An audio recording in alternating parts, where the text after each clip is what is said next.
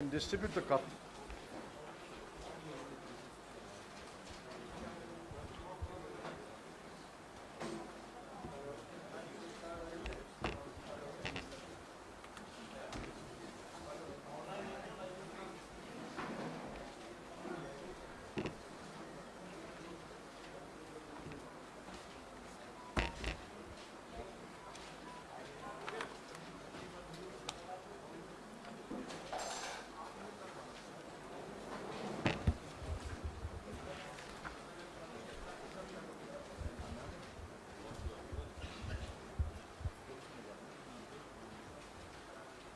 नमस्कार दोस्तों, सेना में भर्ती की नई स्कीम अग्निपथ की वजह से देश के विभिन्न भाग में युवा उग्र प्रदर्शन कर रहे हैं। बिहार, उत्तर प्रदेश, हरियाणा से होते हुए राजस्थान के अलावा देश के कई भागों में युवा सड़क और रेल मार्ग को अवरुद्ध कर रहे हैं। इस आपात स्थिति को देखते हुए हमने यह विशिष्ट पत्रकार वार्ता बुलाई है। मैं स्वागत करता हूं देश के पूर्व वित्त मंत्री, राज्यसभा सांसद आदरणीय पी चिदम्बरम जी का, पूर्व केंद्रीय मंत्री, राष्ट्रीय महासचिव श्री अजय माकन जी का,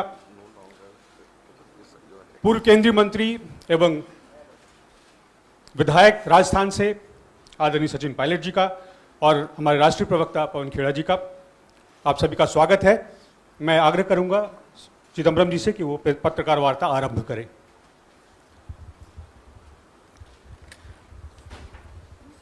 Good evening to all of you. My colleagues, Mr.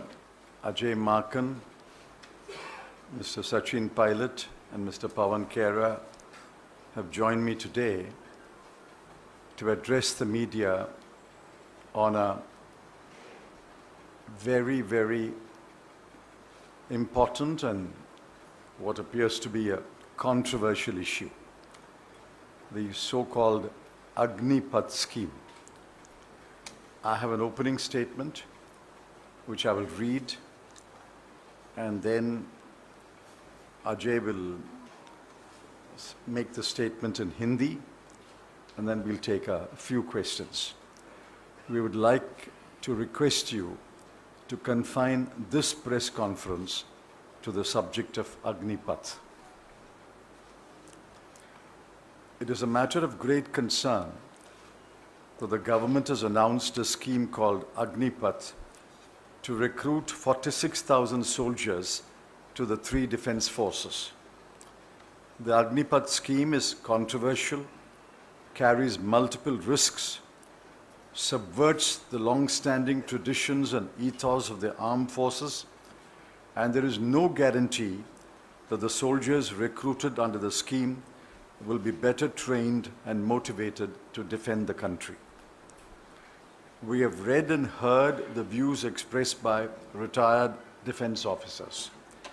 Almost unanimously, they have opposed the scheme, and we believe that many serving officers share the same reservations about the scheme. Our first concern is that the Agnipath soldier will be trained for 6 months and will serve for another 42 months when 75% of the recruits will be discharged. It appears to us that the scheme makes a mockery of training, inducts into the defense forces an ill-trained and ill-motivated soldier, and discharges a disappointed and unhappy ex-soldier into the society. The age of recruitment, 17 to 21 years, raises numerous questions. A large part of our youth will be totally excluded from serving in the defense forces. The stated objective of savings on the pension bill is a weak argument and has not been established beyond doubt. On the other hand, the short period of training, 6 months, and the unusually short period of service, 42 months, may have negative consequences on quality, efficiency, and effectiveness. We fear that the scheme may turn out to be a case of penny wise and security foolish. Several distinguished defense officers have pointed out that a fighting soldier must take pride in his unit, must be willing to lay down his life for his country and comrades, must not be risk averse, and must be capable of exhibiting leadership. They fear that each one of these objectives will be in jeopardy under the scheme. The announcements by the Ministry of Home Affairs and the Ministry of Education on post-discharge opportunities appear to be afterthoughts. They show that the scheme was poorly conceived and hastily drawn up. A major change in the mode of recruitment should have been examined thoroughly, and a pilot scheme should have been tried and tested. Nothing of that sort has been done. Several experts have suggested alternative models to address the issues of inadequate recruitment to the defense forces. There is no indication that the alternatives were examined. Given the situation on our borders, it is imperative that we have soldiers in our defense forces who are young, well-trained, motivated, happy, satisfied, and assured of their future. The Agnipath scheme does not advance any of these objectives. It is our duty to warn the country of the consequences of a hastily drawn-up scheme. We would urge the government to keep the Agnipath scheme in abeyance, hold wide consultations with serving and retired officers, and address the issues of quality, efficiency, and economy without compromising on any one of the three considerations. Ajay.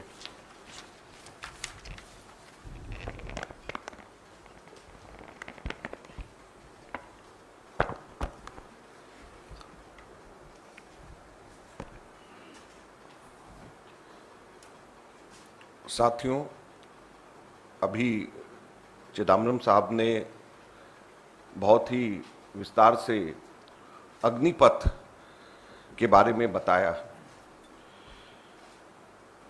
हमारे देश में ठेके पर सैनिकों की भर्ती का नया नाम है अग्निपथ, और ये हमारे देश के करोड़ों बेरोजगार युवाओं के साथ में एक भद्दा मजाक है।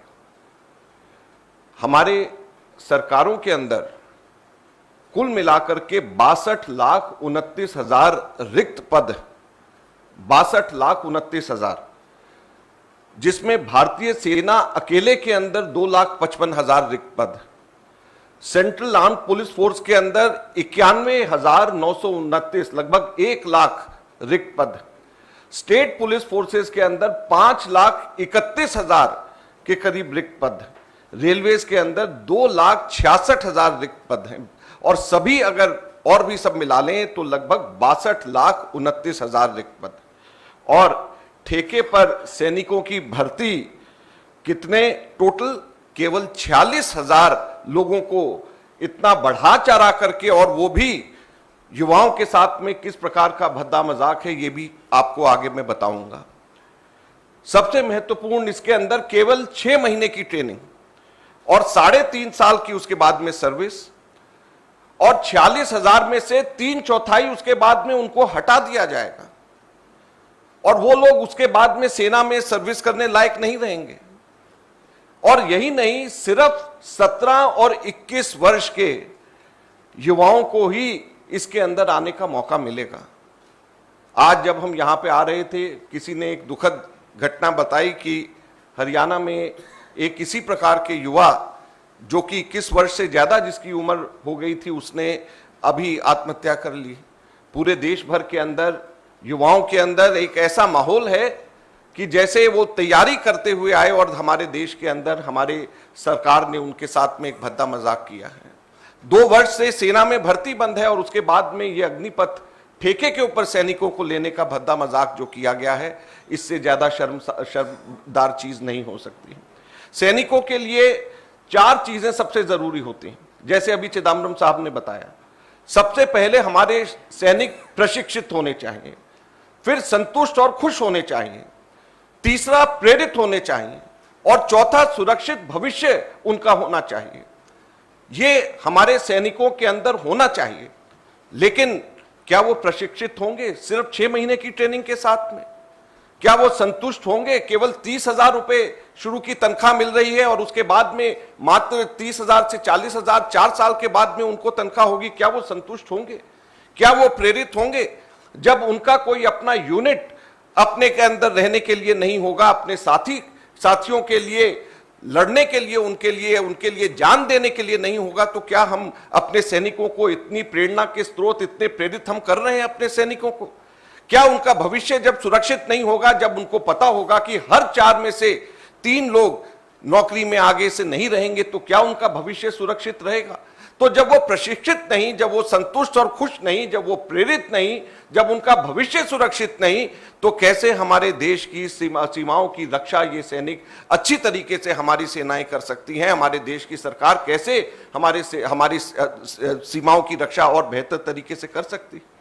भारत की तीनों सेनाओं की एक विशेष गरिमा, इतिहास, चरित्र व अनुशासन की परिपाटी है।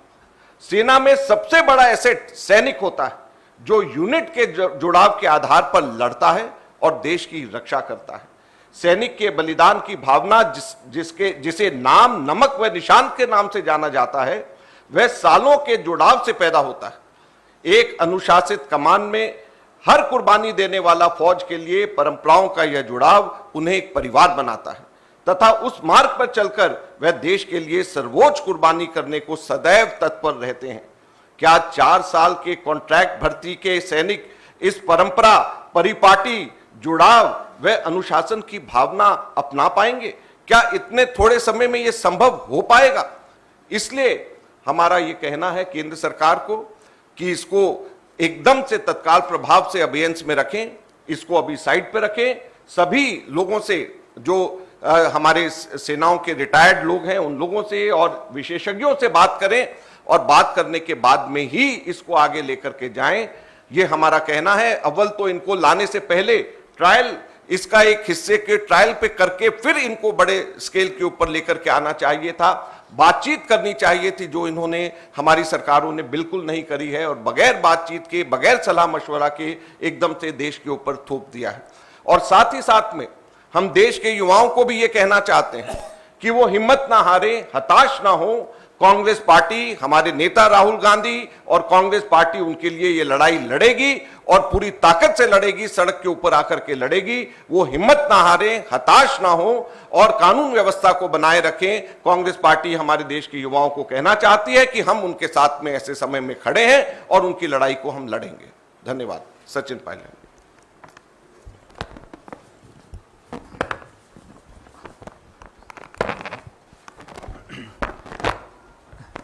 साथियों, अभी आदरणीय चिदम्बरम साहब ने और अजय माकन जी ने जो बातें बोली, वो मैं समझता हूँ ना सिर्फ कांग्रेस पार्टी की सोच है, लेकिन अधिकांश भारत के नागरिक और विशेष रूप से नौजवानों के अंदर जो आज पीड़ा है, उसको उन्होंने प्रदर्शित किया है।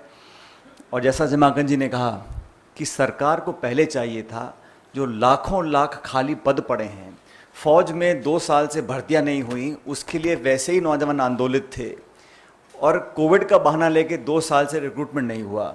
1,20,000 ऑफिसर्स के पद खाली पड़े हैं थल सेना के अंदर, तो पहले बैकलॉग को पूरा करना चाहिए था।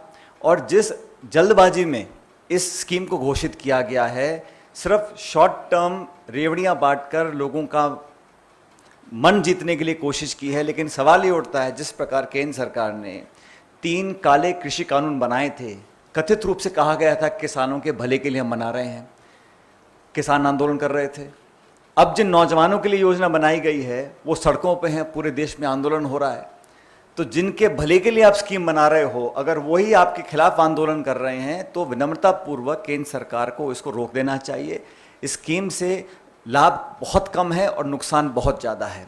जैसा चिदम्बरम जी ने कहा, फौज के अंदर, और अजय माकन जी ने बिल्कुल सही कहा, फौज में आप 4 साल के लिए भर्ती कर रहे हैं, 6 महीने ट्रेनिंग करेंगे, उसके बाद साल में 2 महीने की छुट्टी भी जाएगा वो। तो टोटल सर्विंग पीरियड जो 4 साल का है, उसमें से मुश्किल से 2.5 या 2.25 साल की वो नौकरी कर पाएगा। उस इतने कम समय में नाम, नमक और निशान की जो बात कह रहे थे, ये बिल्कुल सही है। फौज में सरहद पर खड़े होकर देश के लिए शहादत देने के साथ साथ अपने साथियों के साथ एक असमरणीय एक जज्बात पैदा होते हैं। और जिन लोगों ने फौज की वर्दी पहनी है वो समझते हैं कि इसमें समय लगता है। जब एक नौजवान को मालूम है कि 2.5-3 साल के बाद उसको वो यूनिट बटालियन छोड़नी है, तो वो संबंध, वो व्यवहार वो नहीं बना सकता, ये सर्वविदित है। लेकिन जानबूझकर इस स्कीम को डाला गया है। हम समझते हैं इस स्कीम को तुरंत प्रभाव से रोक देना चाहिए। फौज के अंदर हमारी भारत की सेना किसी सरकार, किसी पार्टी, किसी दल से बहुत ज़्यादा कीमती है। सदियों से, दशकों से हमारे सैनिकों ने हमारे देश को गौरव दिया है। आज उनके भविष्य के साथ, उनके रिक्रूटिंग जो प्रक्रिया है उसके साथ, और विशेष रूप से करोड़ों करोड़ों नौजवानों के साथ जो खिलवाड़ करने का काम हो रहा है, ये आज से पहले कभी किया नहीं है। और भारतीय सेना, भारतीय फौज, हम सबको उन पर फख्र है। मुझे लगता है कि उसके साथ इस प्रकार का खिलवाड़ बिल्कुल आवश्यक नहीं है। और केंद्र सरकार को समझना होगा, कांग्रेस पार्टी ने हम पे आरोप लगाते थे कि हम किसानों को भड़का रहे हैं या हम मिस इन्फॉर्मेशन दे रहे हैं। आपने कल स्कीम अनाउंस की है और आज पूरे समूचे देश में लोग, नौजवान आंदोलित हैं। तो इस संवाद की कमी है, चर्चा की कमी है, मनमानी थोपने की जो आदत है केंद्र सरकार के, भाजपा की, उसी का परिणाम है कि ये अल्प समय में, जल्दबाजी में, जैसा अजय भाई ने कहा, ये ठेका प्रवृत्ति जो कर रहे हैं फौज के अंदर, वो किसी को एक्सेप्टेबल नहीं है। इसलिए इसको रोक देना चाहिए। और अहंकार, घमंड में, जिद पे अड़कर किसी स्कीम को थोपना बिल्कुल गलत है, विशेष रूप से जब वो सेना और हमारे देश की सरहदों पर सवाल आता है। तो मैं देश की तरफ से, पार्टी की तरफ से बोलना चाहता हूं कि फौज के सेंटिमेंट को समझना पड़ेगा। जो विशेषज्ञ हैं, जो सेना के पृष्ठभूमि से लोग आते हैं, सर्विंग ऑफिसर्स, रिटायर्ड ऑफिसर्स, सब ने एक स्वर से कहा है कि ये हड़बड़ी में, जल्दबाजी में बनाई गई स्कीम है। इसको थोपने का काम केंद्र सरकार कर रही है, इसको रोक देना चाहिए।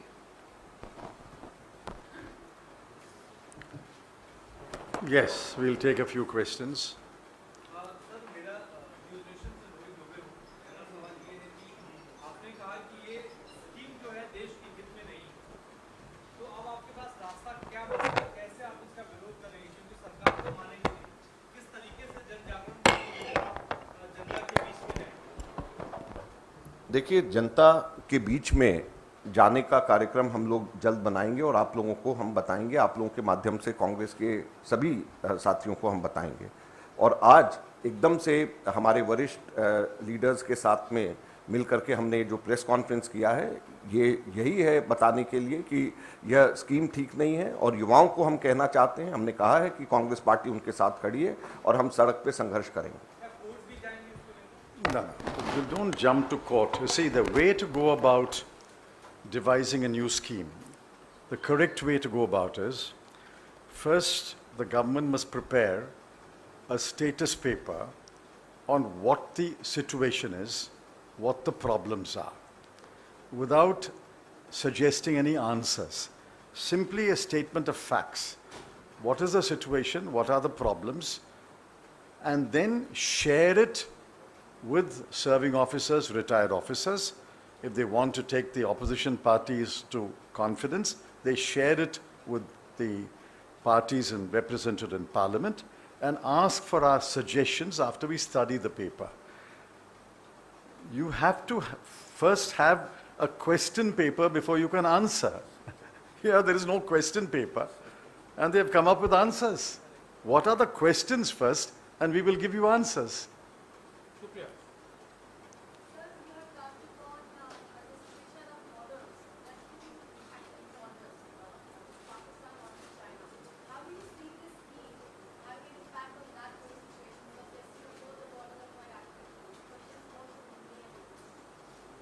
We have said this in our statement. Given the situation on our borders, we have said it is imperative that we have a defense force which is young, well-trained, motivated, happy, satisfied, and assured of the future. Now, we believe that none of these objectives are met by this kind of ill-conceived and hastily drawn-up scheme.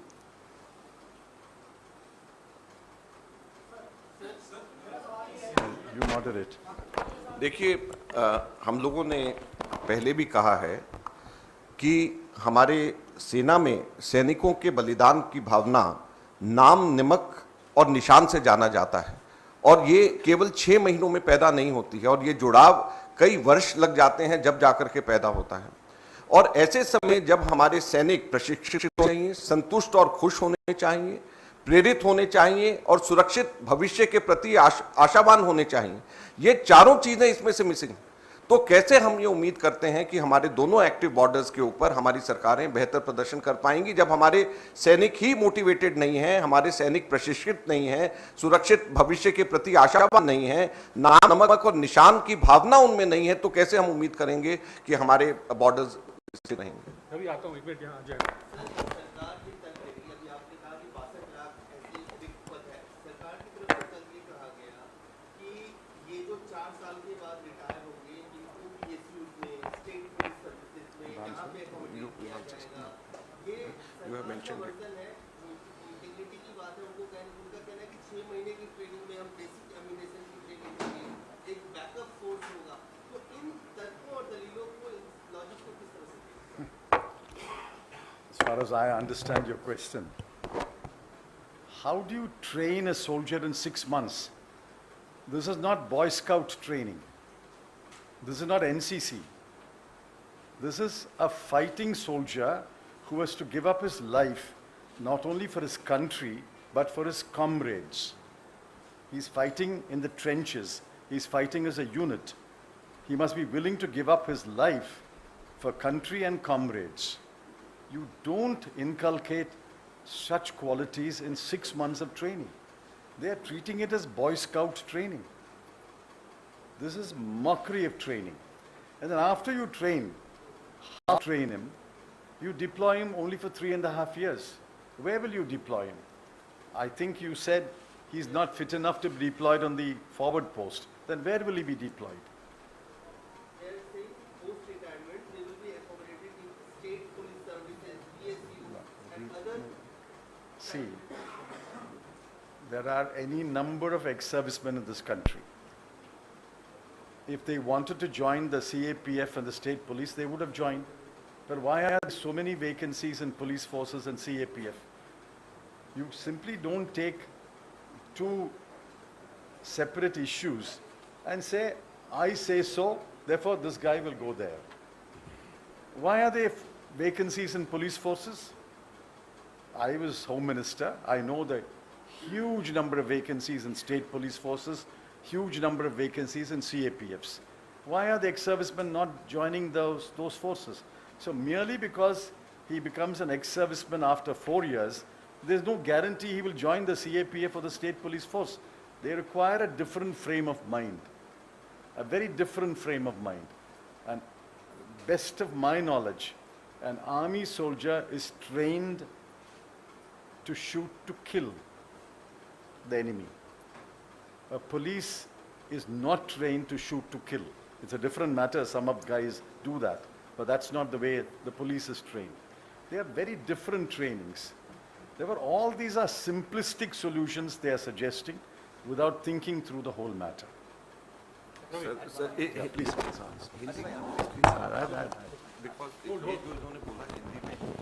I just say one thing.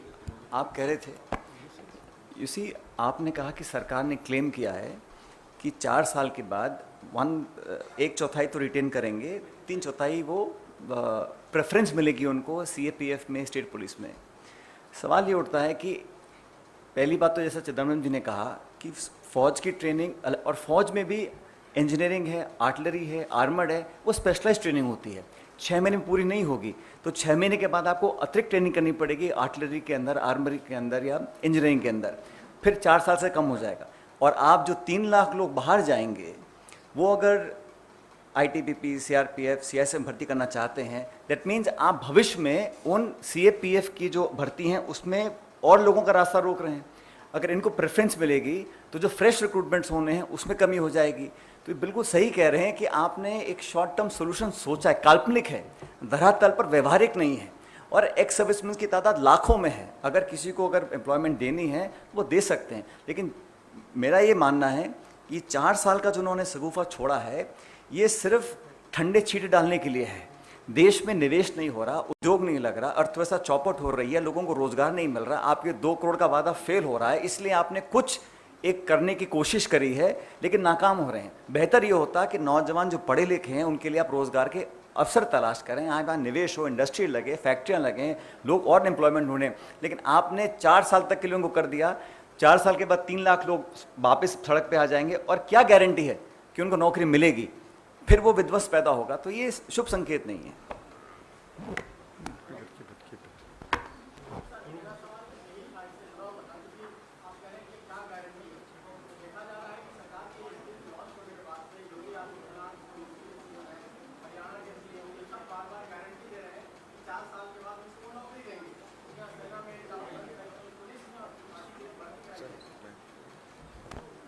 देखिए, चिदम्बरम जी ने और सचिन जी ने बहुत detail में ये बात बताई है। मैं हिंदी में दोहराना चाहता हूँ जो चिदम्बरम जी ने कहा मुख्यतः।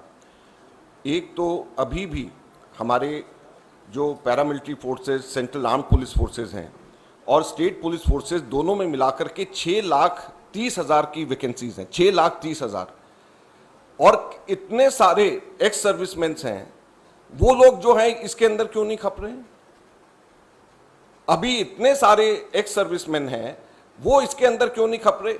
अब इस चीज को कैसे वो कह रहे हैं कि हम लोग उसके बाद में ले लेंगे? दूसरी जो महत्वपूर्ण बात चिदम्बरम जी ने कहा कि आर्मी की ट्रेनिंग और पुलिस की ट्रेनिंग में एक बुनियादी फर्क है।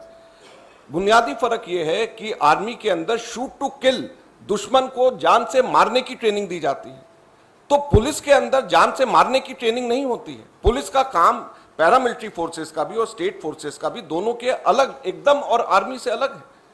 तो ये बिल्कुल गलत बोल रहे हैं। और तीसरा जो साथ में सचिन जी ने कहा वो मैं दोहराना चाहूंगा कि अगर मान लीजिए ये स्टेट फोर्सेस या पैरामिलिट्री फोर्सेस में अगर ये भर्तियां करेंगे, तो जो लोग उसमें जाना चाहते हैं आप उनकी नौकरी को भी तो रोक रहे हैं।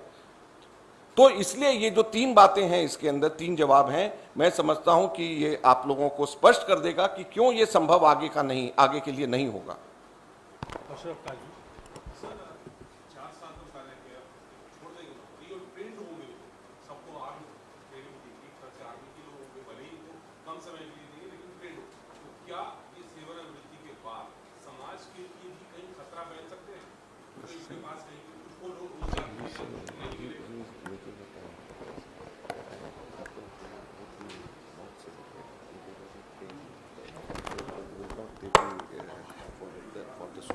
See, one has to study this matter carefully with the help of sociologists, psychologists. You can't come to any rapid fire conclusion. I can visualize a situation where after 4 years, the bulk of the people who are discharged are unhappy, dissatisfied, and insecure about the future. If an unhappy, dissatisfied, insecure soldier is discharged into society, I don't imagine that's the kind of situation we want to live in. So these are matters that have to be carefully studied.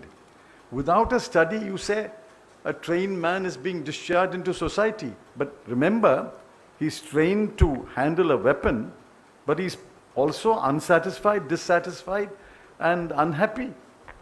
These are very, very complex psychological issues that have to be studied. I don't think anybody in the government has even looked at this.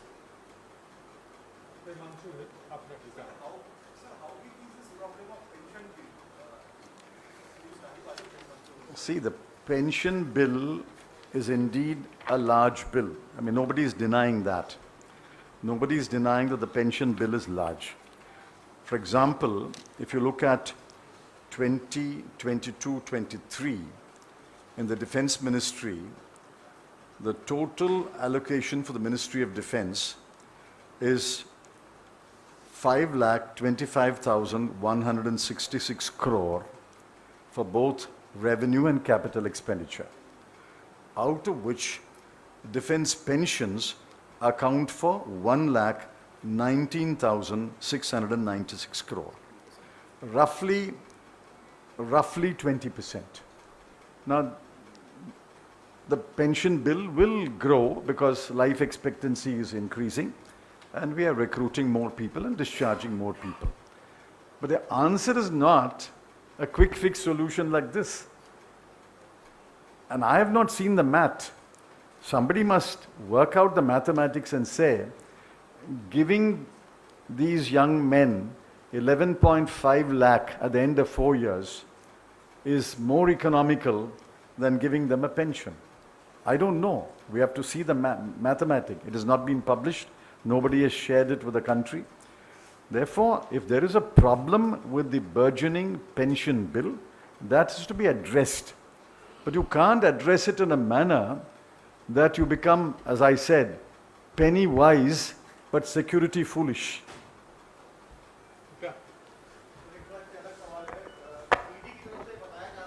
No, no, no. Only about Agnipat. Sir, in the present form, does the Congress party demand a complete rollback or tweaking, or should there be a wider consultation? Because there is some mixed up. Sachinji said rollback. No, we said keep it in abeyance, consult widely, and then drop the scheme. Please read the last paragraph of the statement. Keep it in abeyance, consult widely, and then decide what the way forward is. Well, they've not rolled it forward to roll it back. They are just on the threshold. We are now saying stop here, don't proceed further. Only about Agnipat. Only about Agnipat, please. Later on, somebody from the party may answer your question, but today, please confine it to Agnipat.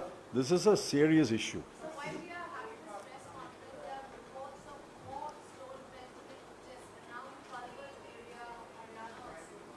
How do you see this situation? Every state now, Haryana. How do you see this impact? You see, the fact of the matter here is, whoever came up with this harebrained idea did not apply mind, has no understanding of rural India. 30 to 40 lakh young people have been toiling hard preparing for this. They feel cheated. So anybody sitting in Delhi comes up with an idea such as this without any understanding of how this country works, thinks, must face these consequences, must be held accountable. अब हिंदी में बता देता हूँ, जिसने भी इस तरह की योजना हम सब पर थोपने की कोशिश की है, उसको या उस समूह को ग्रामीण भारत के बारे में बिल्कुल लेश मात्र भी समझ नहीं है. अगर होती तो इस तरह की स्कीम नहीं लाते. 30 से 40 लाख नौजवान कई सालों से मेहनत कर रहे हैं, 2-3 साल से लगे हुए हैं, और जैसे कि अजय जी ने बताया कि पहले कोरोना करके 2 साल नहीं हुई भर्ती और भर्तियों पर किस तरह से रोक लगी है, उन सब के भविष्य के साथ ये खिलवाड़ है. वह सब ठगा हुआ महसूस करते हैं. Thank you.